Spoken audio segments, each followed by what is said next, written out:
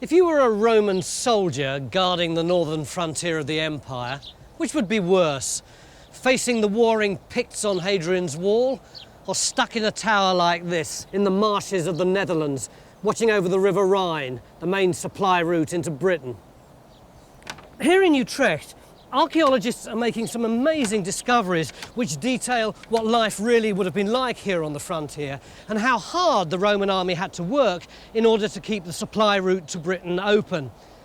Time Team have been invited to the Netherlands to help uncover that story. And you'll understand why we're just a tad excited when I tell you that one of the things that we're going to be digging over the next 3 days is a perfectly preserved Roman boat.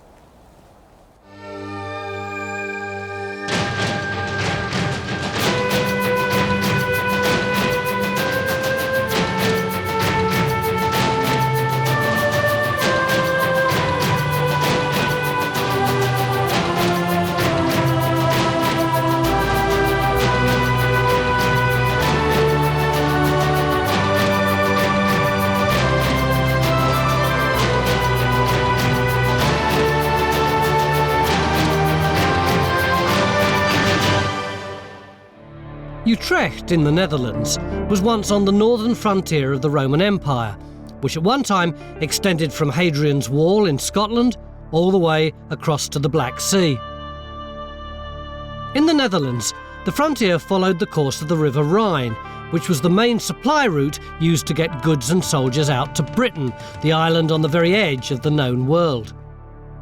Amazingly, much of that story is preserved here, in the waterlogged soils on the outskirts of Utrecht, even though the River Rhine itself now flows further to the south. In advance of one of the biggest building projects in Europe, archaeologists have been given the chance to investigate before some 30,000 new houses completely cover this area. This picture is based on their fantastic discoveries so far, which include Roman watchtowers, forts, and the frontier road, all built alongside the River Rhine. I mean, you've had some fantastically preserved stuff here, haven't you? Yeah, why do you need us? You've done a great job. Well, after a couple of years of Roman archaeology, we're still left with a few problems we hope to solve. Have you got time with the building work? Well, if it's almost on top of you. To be honest, it's the last round of Roman archaeology. Right. The building is getting close. Yeah. Okay, so we haven't got very long. What are the things that you want us to resolve for you? Well, we've got this Zandveld site. We've got a collection of amateur finds and some trial trenches in the neighborhood, suggesting a military site, but we're not sure really. You said two problems. Yeah, there's not a problem over here. That's a river bench. We excavated one ship, a Roman ship, a couple of years ago. But now, after that one was excavated, we discovered another one, and it's still there. So we want to know the date of this ship. So you didn't excavate? We didn't excavate, it's still there. It's over there, just a couple of meters down there. None of us can quite believe it. Buried just 2 meters under here is an intact Roman boat. So where's the pointy bit, the prow? Well, we've found one end of the ship somewhere over here. And, well, we expect it to be running 30 meters in that direction. 30 metres? What, I mean, in other words, it goes right through those trees then? Well, deep down under, really. I mean, it's going down very steep in that direction. Eric, I mean, look at this. This is so dry.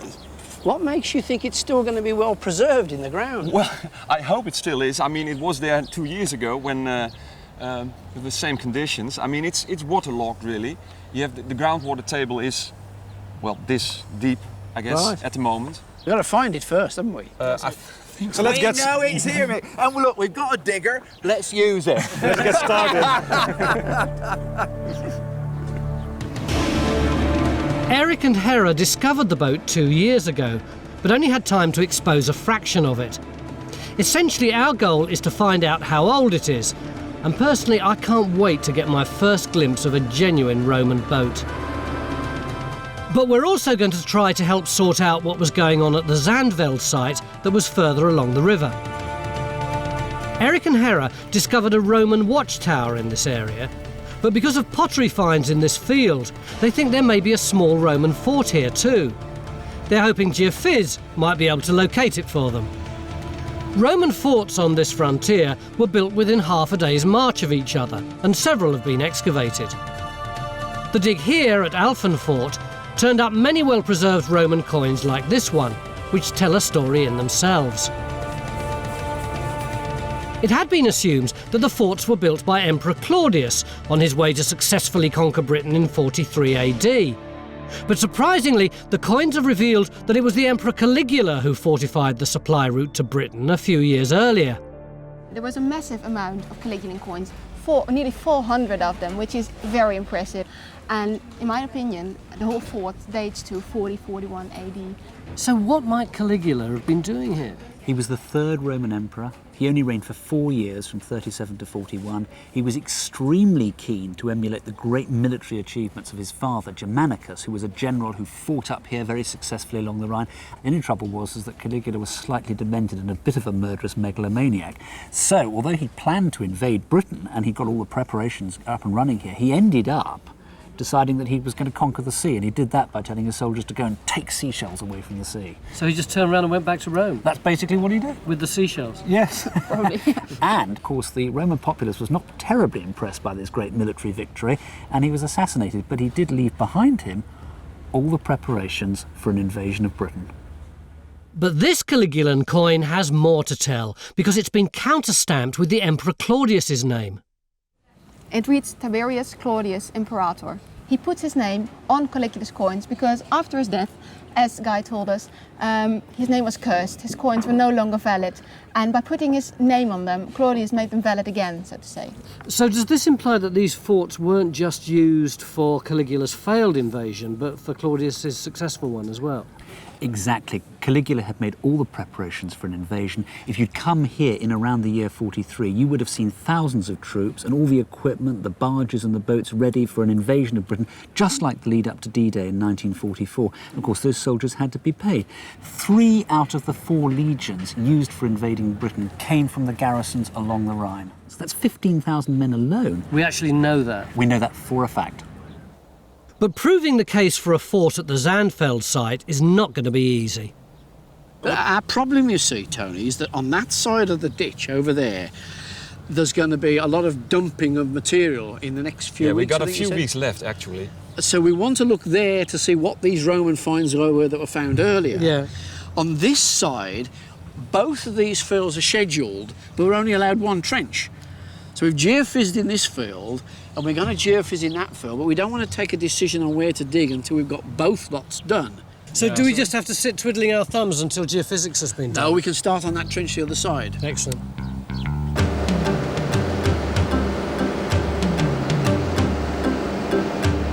So, as the first trench gets underway at the Zandveld site, I'm going to check how Phil's getting on locating our Roman boat.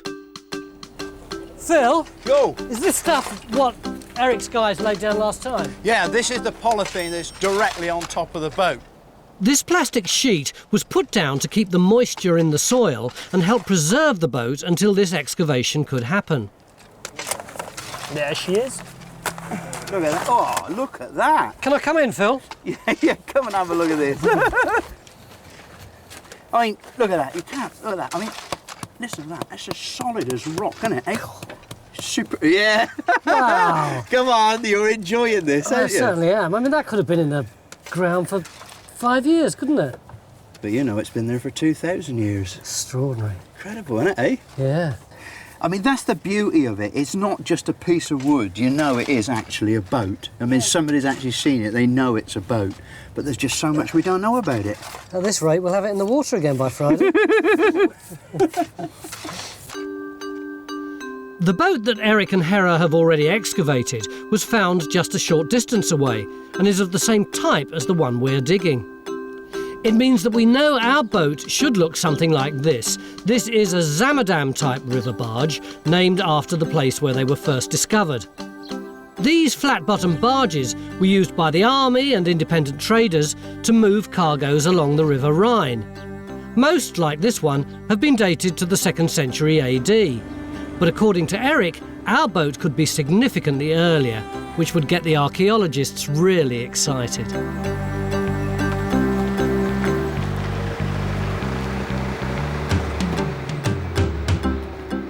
The preservation of the wood here in the Netherlands is so exceptional that Mick has sneaked off to see some of the special finds discovered in the waterlogged soils. What's this in here then? It looks a bit. This post was once part of a Roman watchtower, a structure that would have looked like this when it was built around 62 AD. Not only is this post the best preserved in the world, but it also has something written on it. For example, here you have the I. Right. Here is the T. Yeah. And here is the A. The funny thing is that they made it Yeah. and they just erected the post and filled it, so it was not visible. Yeah. And what about this lot here? We're talking about watchtowers. You know, we have these ideas of soldiers standing on guard on these watchtowers. Yeah. But you know, in front of their watchtower, there was a river. I was going to say, these look like fish traps to me. Exactly. Yeah. You know. These, in fact, are eel traps found in front of one of the watchtowers, and something like 1,950 years old. The eel entering this little thing here, the tunnel, swimming through here, entering the basket, you know, swimming around, eating the bait. Yeah. Here were some little twigs here, but they couldn't get out.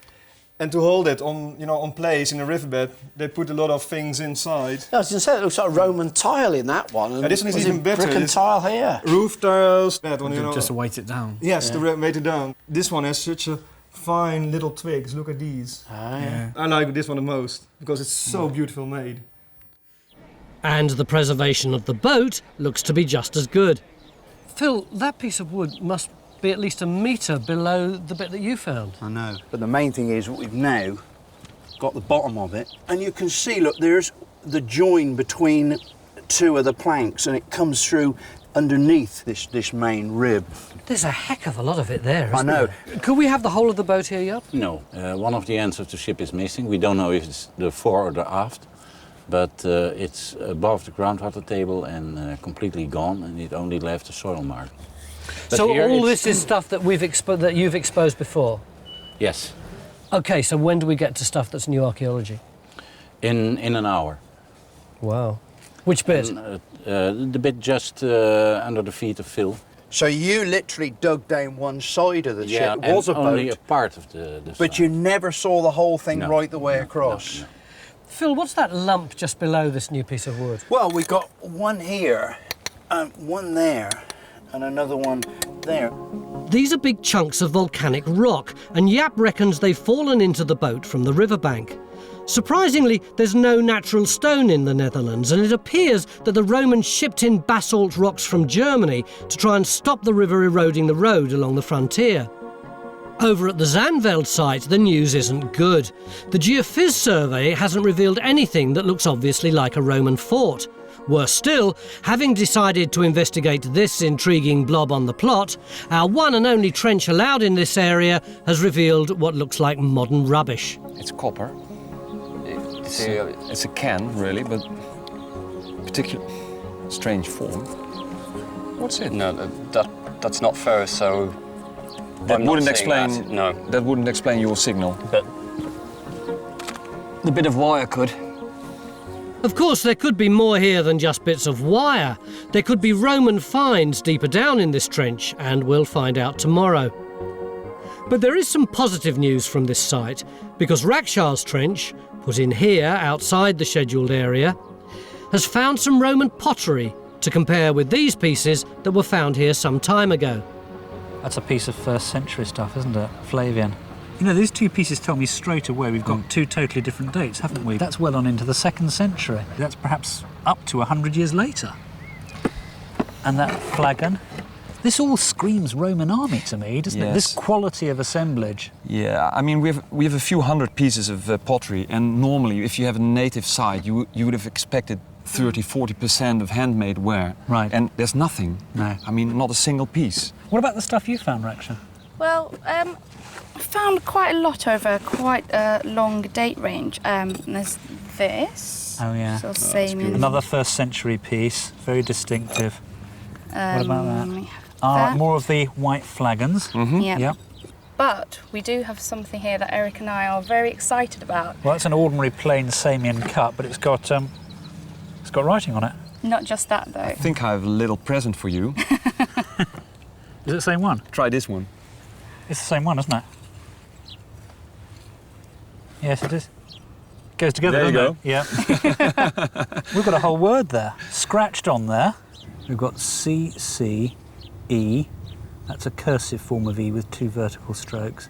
PTUS, acceptus. And if there was an A, it's been rubbed off. Mm. And that must mean the accepted one. So I wonder if that's the name of somebody who lived here. Must be. Unless it's just saying it's not a reject. And then there's another AVG, org, underneath. Isn't that wonderful? Yeah, it's beautiful. I mean, this points to military present, I would say. Yeah, reading and writing. There's always far more of that on a Roman military site. Out here, in these remote provinces, like Britain and on the Rhineland. It's extraordinary, isn't it? So, we're not giving up at the Zandveld site just yet. But right now, as we reach the end of the day, I have to admit that my attention's focused completely on our Roman boat. In fact, what you here see is the top of this plank, the upper plank. That's that one there? Yeah, that one there. So what we've got is the full height of the boat in the trench. Yes. Normally, when we excavate anything Roman, it comes out of the ground looking pretty ancient and bedraggled. But this is completely different. Look at the angle of this boat. It's like it was moored here yesterday. And the quality of that timber, it could have been cut last spring. It's fantastically well preserved, isn't it? It doesn't look ancient at all, does it? It's modern. No. And that's just at the end of day one. I can't imagine what this is going to look like tomorrow.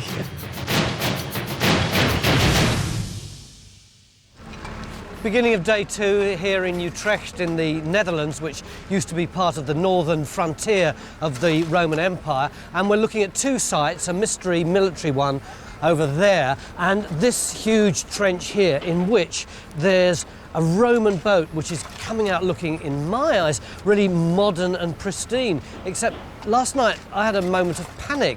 Suppose it is modern and pristine and not Roman at all. Yeah. There are no Roman finds associated with that boat. I haven't seen any Roman graffiti on the sides of it. And dating this stuff must be really difficult. Is it Roman? How do we know? Dating it now, without dendroarchaeology, the constructional features of the ship points toward a typical Roman boat.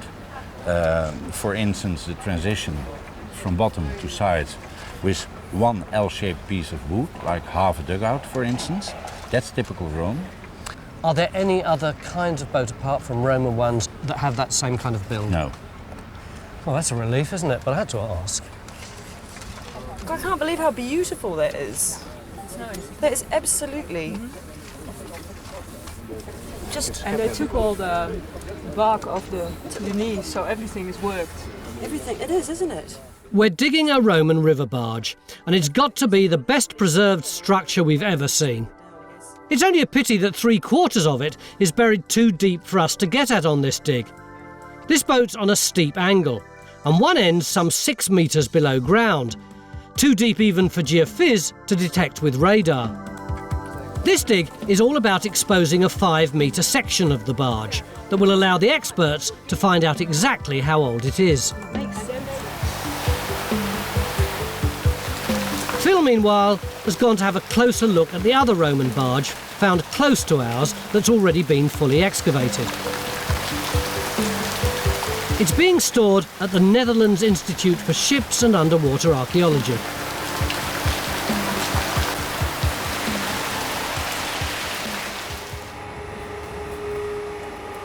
And it's just been raining. Joining Phil on this trip is British woodworking expert Damien Goodburn. Unbelievable. Absolutely unbelievable. This is the bow end. Up there. Is that the front? That's the front. That's the mast. And in that big block, that's where the mast goes, Yeah, that's is the it? mast. Yeah. We didn't find it, but there was a mast in there. I mean, probably carrying a sail, but also used for towing, with ropes. for pulling the boat. Yeah. I mean, the quality of the planking, and I mean the techniques, the woodworking skills, incredible, isn't it? I mean, you can still see some of the original saw marks where the saw used to cut the planks went up and down and left scratches on the surface here. The axe marks preserved on the side of the frame timbers here. The tool was being used in this direction to trim up the edges of this strengthening timber here. To me, it's the scale of it. I mean, it's big enough seeing half of it, but when you think about what it's like full size is enormous, isn't it? It's enormous. What Phil's looking at is half the length of the boat, which has been cut into two for ease of storage. These barges are a bit like a punt, and this one measures 2.5 metres wide by 25 metres long. Do you know what they would have carried in this? Because presumably you could have got a hell of a cargo in it. Yeah, we did some calculations, and actually when you would have dumped it full with grain, or for instance something like that, that would have been too heavy and the ship would have sunk. So we think loose goods that you could place throughout the ship. Where we're digging on our boat is at an end. Let's go up and have a look at that. Oh God, look at the size of these nails. Yeah, I mean, the preservation's fantastic. You can actually see some of the hammer blows of the smith that made the heads of those nails. I mean, There are like 40,000 of these in the ship. 40,000, that's amazing. And they go literally all the way along. They're all perfect, amazing. Now, here we are. This is our end of our boat where we're probably digging. well, you don't know that for sure, Phil. I mean, it may be, but, you know. Well, that has got to be the crucial question then. If we can find that block where the mast would have been, then we know that we're at the bow end. Well, it may be a while before we find out which end of the barge we're revealing, because to piece together the story of this boat, every bit of evidence has to be recorded, even the basalt blocks scattered around the trench. Eric, the high-tech boys have moved in. Yes, it's a drawing arm really. It's a mechanical thing which you can follow the beams and planks, and it sends coordinates to the computer. So it's just mechanical, and you just follow the lines of the beams and planks. And does it do it three-dimensionally then? Yes. So it's essentially for recording? It's a recording, it's a drawing arm, we call it. Right. Back in England, we've got a bloke called Steve who does that with a pencil. The story revealed by excavating the other barge, Tenon 1, was that it had been sunk accidentally, as it was discovered with all kinds of personal possessions still inside the cabin. The cabin is a unique discovery in itself, and it's been partially reconstructed. Well, yeah, I mean, of the boat here. Yeah, they had to dismantle it on the ship, and this is a reconstruction of what was actually found. And they, with the dark line here, they've indicated what was found in position, and metalwork and woodwork. I mean, it's absolutely incredible. It's unique. No other ship has this sort of cabin. I mean, it's got all the creature comforts. What amazes me too is they've obviously got something worth pinching, because that is a very efficient incredible lock. Yeah, amazing, I mean, isn't it, eh? that means they could leave the ship overnight or whatever, or at least for a while, and keep the precious things secure inside the cabin. Well, they obviously did have something worth pinching. The finds inside the cabin include a stylus for writing and military-style sandals, which have prompted the suggestion that the owner may have been a retired soldier. But most impressive of all were a set of tools that included these wooden planes that even had the shavings still in the blade. The wooden parts are being preserved separately, but despite being just over 1,800 years old, even the metal looks as good as the day it was made. I don't know, is the original lock hidden better than the reconstruction? Yeah, it's it really amazing. is. And there's just such an array of tools. I mean, you've got shears, entrenching tool, boat hook. It's just stuff that you instantly recognise. I mean, this crowbar here is just about the same as what you could actually buy today. I know. But amazing. Then again, you get things like that. What on earth is that? Well, if you compare it to this one, you see it's the same kind of handle as this key has. But actually, they reworked it into a chisel. And they worked with it as a chisel because here you see they really hammered on it. Most of these objects, they look very sort of domestic. They look very peaceable. But then on the top of that, you've got a spear. Well, actually, if you look at all the wood preserved in the ship, if this was a spear, the wood would have been there. And it wasn't. So it was on board for another reason. Maybe a knife or something like Maybe that? a knife, whatever. But it wasn't used as a spear because we didn't find the shaft. It certainly got me thinking about what surprises this barge might have in store for us. And with the basalt rocks now being lifted out of the way, the diggers can set about revealing more of the boat itself. It appears our boat was abandoned here on a bend in the river. And one of the reasons it's preserved so well is that it's been covered by the wet river silts laid down as the Rhine gradually shifted over the centuries. Eric, in fact, believes that the Roman army's biggest challenge here on the frontier was battling the natural forces of the river, and that our barge may be part of that story. It's only now that we've got the basalt blocks off that you can see what a dramatic angle the boat's at. Nobody would position a ship against a revetment with an angle like this in a river bend where the strongest current came. Yeah. So all this points in the direction of intentional sinking of the ship. But Victor's drawing them not sinking it, but pulling it out. Well, they would have had to fix its position on the bank and... but with these ropes? Yes, we draw it on the bank a little and maybe throw in all these basalt blocks. So are you suggesting that they put it in that position for a particular reason, like being a pier or a quay or something like that? Well, what we know, we've done a lot of research in the environment, and we know the river was threatening the Roman road in the background around 100 AD. This construction was made in 100 AD. We have dated the poles of the construction. Yeah. And its shape suggests that it was meant to protect the road from erosion. Eric thinks that the boat was used as a barrier to stop the river eroding the bank. The Roman engineers seem to have fought a constant battle with the river as it kept shifting position. But they'd no other choice because they were surrounded by marshland and everything had to be built on this narrow ridge of sandy soil. So a critical thing presumably is going to be whether the date of this in relation to this. Because I can imagine that you wouldn't use a new boat for this, would you? You wouldn't. Eric, what's the oldest boat of this kind that has been found so far? Well, we have one other boat of this type. It was found in Xanten.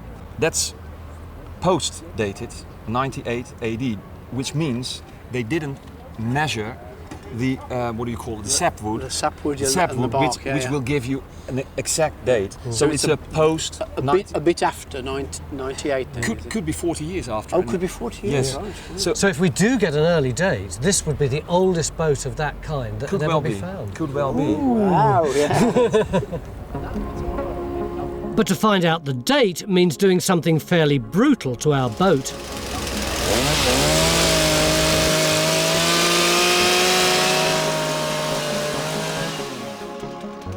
Shocking, I know, especially as we haven't revealed the full width of the boat yet. But I'm assured it can all be pieced back together again. Apparently, they need to take quite a few samples in order to get a dendro date, and we'll find out more about that later.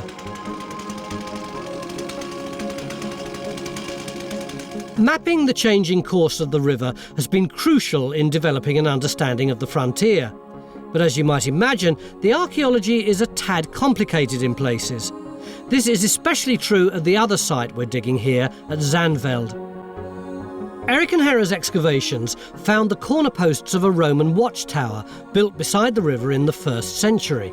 But 100 years later the river had shifted, and pottery finds in this area suggested a bigger Roman presence, something like a small fort, may have been built here in the 2nd century. Sadly, the 2 trenches we've dug here haven't found any structural evidence of a fort. So is that the story of this trench, do you think, that it's mainly medieval features? I think so. So we've got nothing sort of Roman in here that we need to take We've got some notice Roman of, really. debris, you know, like little sherds or little pieces of roof tiling. But I think we have to declare this trench Roman empty. It's nothing there. Right. There's little more we can do here, except to say that if there is a fort on this site, it doesn't occupy a very big area. Henry's been creating a 3D model to analyse the frontier system. Essentially, the forts and watchtowers here weren't just about guarding the frontier, but were carefully positioned to control movement along the River Rhine. I think the important thing is to realise that it's not only a military corridor. All the forts here depend on their supplies to be brought in from outside. Right. And these supplies are coming up from Switzerland and later on from Britain. This is the corridor that takes the trade to Scandinavia and to France. Right. So this is the motorway of Europe. Every bit of heavy traffic has to go on this river. So we're basically protecting the motorway of Europe here. That's it, that's it. Yeah, and here you have the patrol system that goes with it. I mean, Look at the chain of watchtowers. But I don't understand that. With such a flat landscape, why can't you just make do with one if you're just trying to watch that area of the river? Why do you need so many? Because you can't actually see in a river area like that. If you're on the boat, you need to know where the next bend comes and you need to know where you're heading, especially in a system like this where you have several branches at the same time. So they're way markers, but they're also the ones that stop pirates getting through. They need to be higher up to see further ahead. Right. Yeah. So what you're saying is there's somewhere between sort of traffic lights or maybe like lighthouses, something like that. Yeah. Damien, you don't do suspense, do you? Well, no, I mean, oh, wait a minute, that's fantastic. Look at that. Oh, that is a bit nice, isn't it? Some size, isn't it? I tell you what, when you see that against the other one that we've just looked at, that has got to be twice the size of Something the one like that, yeah. I mean, you're talking about twice the capacity at least, twice the volume of cargo. And what amazes me too is the condition of the timbers. The timbers are every bit as good condition as what we've seen today, aren't they? Yeah. And the size of them too. Yeah.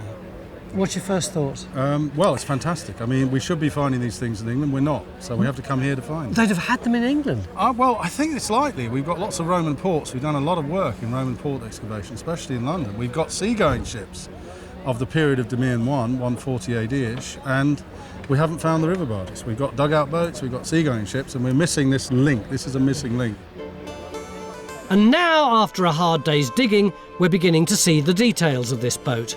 Phil's first question, though, is fairly basic. Do we now know which end we're digging? I think there is 80% chance that we now know what end of the ship it is. For the mast step would be on a quarter of the length of the ship, seen from the front end. From the front end. Yeah. So does that mean it would be in here? It would necessarily be in this trench. If it was the front end. Yeah. So we can say 80% certain that this end is the stern. Yes. The back end of the ship, yeah. That is amazing. Disappointingly, there doesn't appear to be a cabin at the back of this barge, but it seems our experts have spotted something that makes this boat rather special. It's peculiar to see a joining of planks, at least from the bottom planks, with a mortise and tenon joint, which is typical for the Mediterranean. I was going to say, so you're saying, hang on a minute, it's in the bottom planking that the joint in the bottom planking. Oh my God, that is unusual. They're not saying more at the moment, but they've promised to explain tomorrow. Tomorrow's also the day when these wood samples will be analysed, and we'll find out if the date of this boat's also special. Right now, it could be the drink that's talking, but the experts seem genuinely excited. Yap said to me about 5 minutes ago that every archaeologist says that their latest dig is unique, but that this boat really is unique. Cheers, Phil. And hopefully, somewhere under that mud tomorrow, we're going to find out why. Do you want a beer? Come on then.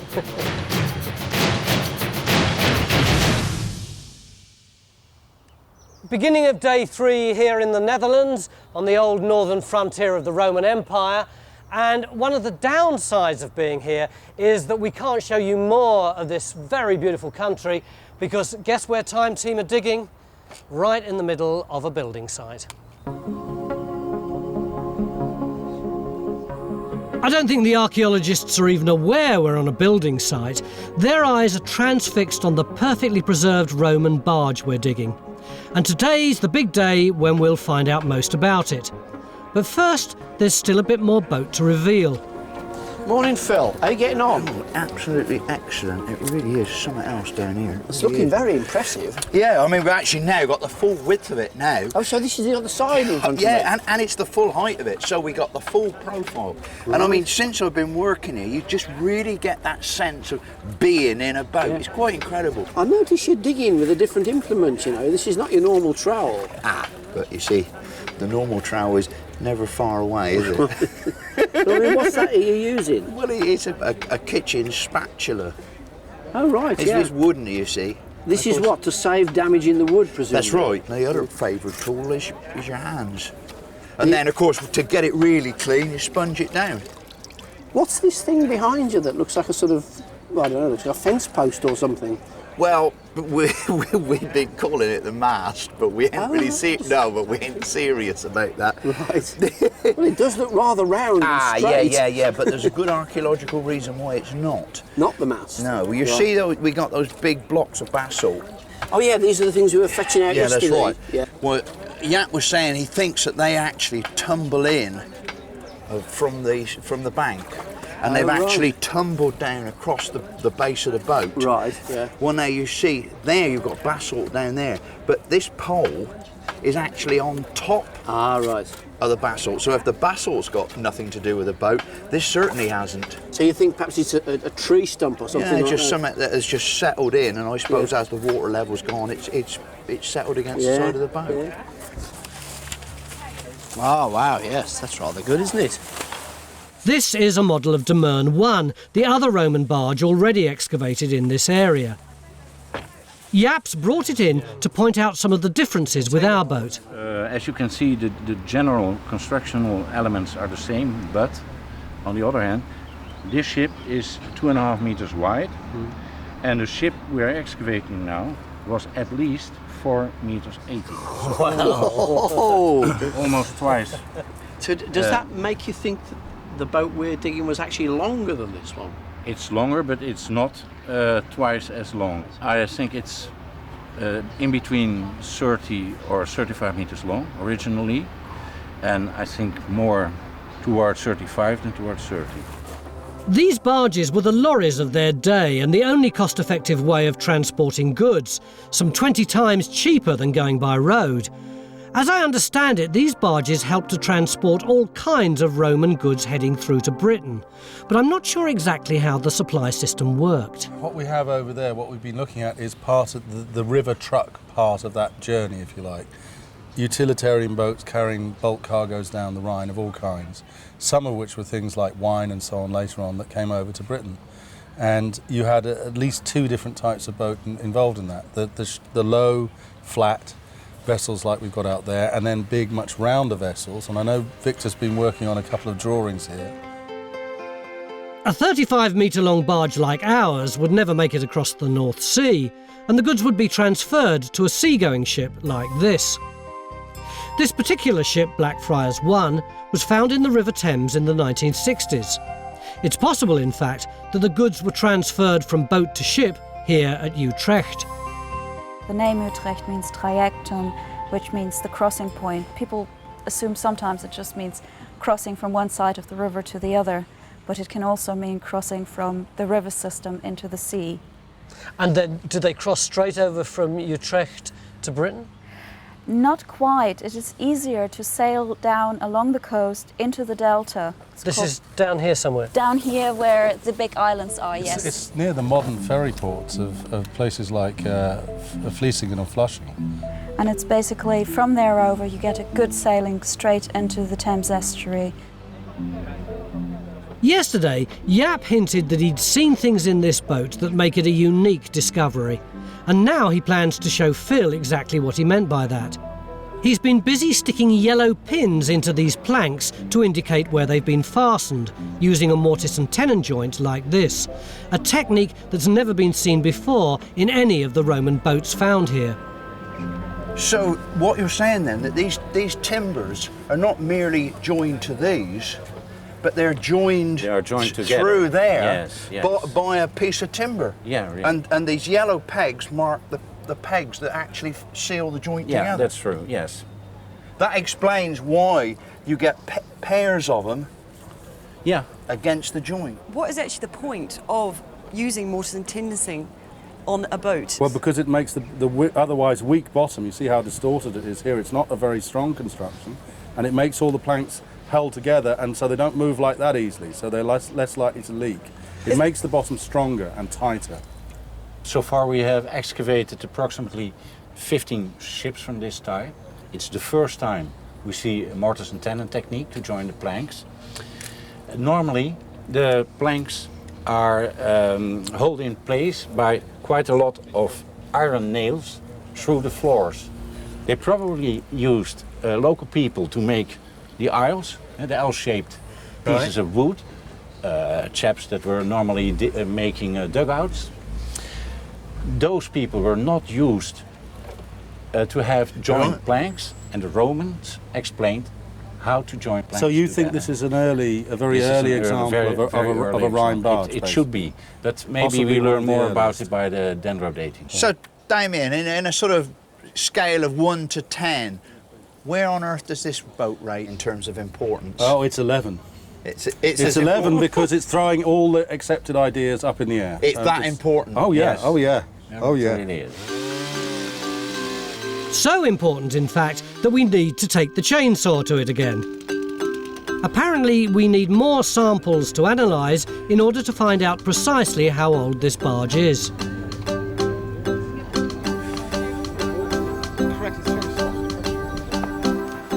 This is done by a process known as dendro dating. In simple terms, this means analysing the tree rings or growth patterns in the wood and matching the patterns with other ancient trees of a known date. Esther Jansma and her team can compare the tree rings here with a database of trees from most of Europe. The problem has been that the sample bits of wood so far haven't contained enough tree rings. How many do you like? At least 80 or 100. Right. Yeah. And did you get that from this? Well, this we sample? got it from the Kimstukken. I don't know the English term. The L shape. The L shape. You know? Oh, the bracket sort Yeah, of. the- Right, Actually, right. One of the L-shaped pieces and Right. a bottom plank who are very long. But if you Oh, look, crikey, yeah. How many years of that then? this one is 208 rings, and this one contained 189. But when you look at the pattern, you can see all these periodic dips in the growth in this tree. Even though these samples had over 100 tree rings, they haven't yet been able to find a match with the database, which is why they need more samples. The appliance of science is in evidence out here too. What are you doing with your little pump? We're trying to get some groundwater up Why? because we want to analyze the water and see if the environment below us, where the ship is good enough to preserve the ship. What are they planning to do with the boat at the moment? Well, it's going to be filled up again after the excavation, and it will be protected as an archaeological monument. So what will be on top of it? Well, on this specific place there will be a bicycle path. But you'll be able to tell them whether or not they can do that without the boat degrading. Yes, that's it. One of the bonuses of cutting sections out of the boat is that we can now see one of the mortise and tenon joints. For the past hour, various groups of archaeologists have been squatting round this little square of wood like it's the Holy Grail. Phil, why is everyone getting so excited about this? Because it is just such a revolutionary way in this part of the world of joining planks together. It's a mixing of two different technologies. We've got the very Mediterranean feature of these little tongues of wood, these tenons, which are used to join the bottom planking, which this is one of, edge to edge, to fasten them together, to make one huge sheet of plywood, if you like. I mean, we have boats built very, very similar way to this on the Thames in the 16th century, and they too managed to make the bottom planking fairly thin by strengthening it with these free tenons. But that's 1,400 years later. Yeah, this may be the great-great-great-great-great-grandfather of that technology. But the main goal of the dig was to find out the date of this boat, and now that moment has finally arrived. According to Eric and Hera, this barge should date well before 100 AD if their theories about this frontier are to be proved right. To get the most precise date, the sample has to include the sapwood from just under the bark, as this contains the last growth rings in the tree that show exactly when it was cut down. This sample didn't have the sapwood, but it has given us an approximate date which Esther's working on right now. I can't wait to know. All right, I'm showing you here. The last ring of the L-shaped piece dates in 52 AD, the last ring. 52 AD. AD. Right. Add 25 rings, you come to 77 AD, plus minus 6 or something, and that's your post date. So 77. So we're looking at something in the early 80s.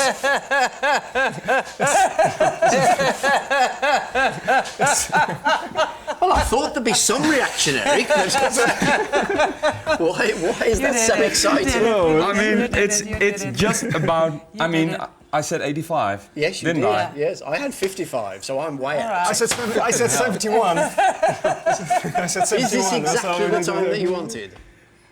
Yes, I mean, if you asked me this morning, I mean, the only thing I could think of, when was the first serious phase of construction on this land infrastructure? Yeah. To my opinion, it began around 85 AD. That's after 7 years of research. So, that was my guess. So as well as all this infrastructure going in, they're getting the shipping sorted out to bring the bulk supplies. carriers were constructed. So that was my guess. I think they're quite happy with this date, Esther. It's always good about Esther. Always brings the good news. It's a great finish to the dig and their project in this area. Oh, now you can really see its boat shape, isn't it? But given the importance of this barge, I have to ask them, is there any chance the rest of the boat will ever be excavated? If the groundwater level lowers and we notice that, there's degeneration of the wood, I think you call time team. You think there's the possibility that one day we might get the phone call? You might. Come and dig the whole boat. I think, we have to reschedule time team and do it in 4 days, I think. We might just do that for you. Okay, thank you. Wouldn't it be great if we could just pull this entire barge out of the ground right now? Well, with the magic of graphics, we can do just that. This way, we can see the full scale of this unique river barge, which measured just under 5 metres wide and something like 35 metres long. This is the missing link, as Damien calls it, the earliest example of a Rhine river barge. It was constructed most likely for the Roman army, using a mix of local and Mediterranean shipbuilding techniques. Built around 85 AD, this barge seems to have had a working life of 15 years before it was deliberately sunk around 100 AD to stop the River Rhine eroding the frontier road, a desperate measure by the Roman engineers fighting a constant battle against the forces of nature. And now there's just enough time to share the news with the people who did all the hard work. Ladies and gentlemen, the dendro date for our barge is, give or take 5 years, 85 AD, which makes it the earliest Roman barge ever discovered on the northern frontier.